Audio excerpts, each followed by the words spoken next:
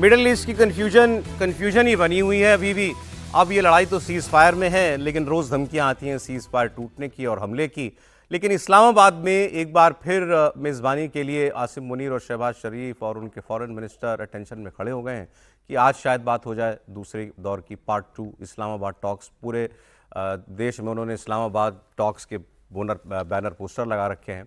अब इसमें डेवलपमेंट ये है कि ईरान ये कह रहा है कि हम सीधी बात नहीं करेंगे अमेरिका से, बड़ी साफ साफ और कई बार और कई लेवल से उस बात को वो कह चुका है।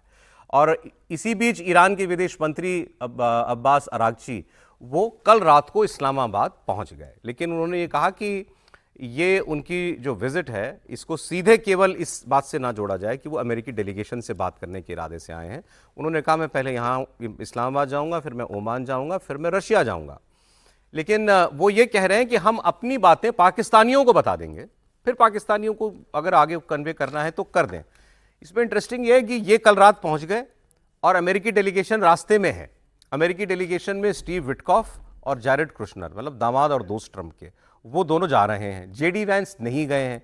जेडी वैंस इसलिए नहीं गए क्योंकि पाकिस्तान के ईरान की तरफ से भी केवल इनके विदेश मंत्री आए हैं। पिछली बार इनकी पार्लियामेंट के स्पीकर क्या नाम है सर उनका, गालिबाफ गए थे। वो सीनियर आदमी हैं, वो मेन आदमी थे।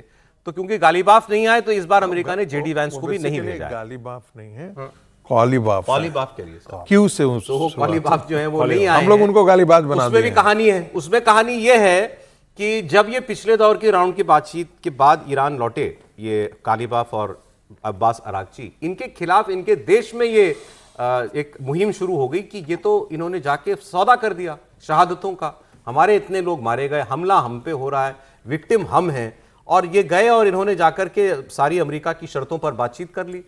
ये क्योंकि मुहिम चली तो उसमें कालीबाफ ने फिलहाल अपने आप को उस बातचीत से अलग कर लिया, ऐसा कहा गया है। यह भी कहा जा रहा है कि आईआरजीसी ने अब बिल्कुल एक टफ स्टैंड ले लिया है कि हमें बातचीत नहीं करनी है। लेकिन जो सिविलियन लीडरशिप है वो फिर भी कुछ कोशिश करके, हिम्मत करके एक एक कदम आगे बढ़ा रही है।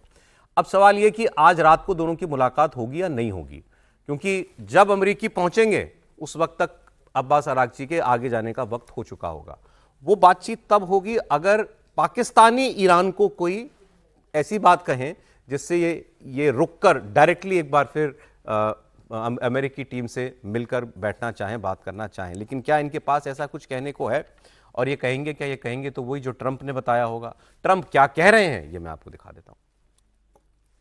They're delaying it because we don't know who to deal with. They are in, they know who the leader is in this country. We don't know who the leader is in Iran. Because remember, regime change. Khomeini is gone. He's gone to greener pastures. Trump ये कह रहे हैं कि मुश्किल ये है कि हम अब बात किससे करें क्योंकि वहां तो कोई लीडर नहीं है। अब ये बात कुछ हद तक उनकी ठीक है, लेकिन इसमें एक दूसरी प्रॉब्लम भी है। आपको याद होगा कि जब पहले दौर की सीज फायर हुई थी और ये मीटिंग हुई थी तो इसके बाद क्या हुआ था कि पाकिस्तान ने ईरान से कहा कि तुम स्ट्रेट ऑफ हॉर्मुज खोल दो तो अमेरिकी अपना ब्लॉकेड हटा देंगे, तो हॉर्मुज पूरी तरीके से खुल जाएगा, सीज फायर चलती रहेगी, हम बात करते रहेंगे। ईरान ने कहा ओके, ईरान ने अपनी तरफ से हॉर्मुज को खोल दिया। फिर ट्रंप आए, ट्रंप ने स्टेटमेंट दिया कि हमने हॉर्मुज को खुलवा लिया है, लेकिन हमारा ब्लॉकेड तब तक जारी रहेगा जब तक ईरान हमारी शर्तें मान नहीं लेता, जब तक हमारी टॉक्स किसी फाइनल अंजाम तक नहीं पहुंच जाती हैं। इसको ईरान ने अपने साथ विश्वासघात माना और इसका दोषी किसको माना? पाकिस्तान को, अमेरिका को नहीं। ये मैं क्यों कह रहा हूं? मैं आपको एक अमेरिकन जर्नलिस्ट इनकी बात सुनाता हूं। इनका नाम है जेरेमी स्कैहिल।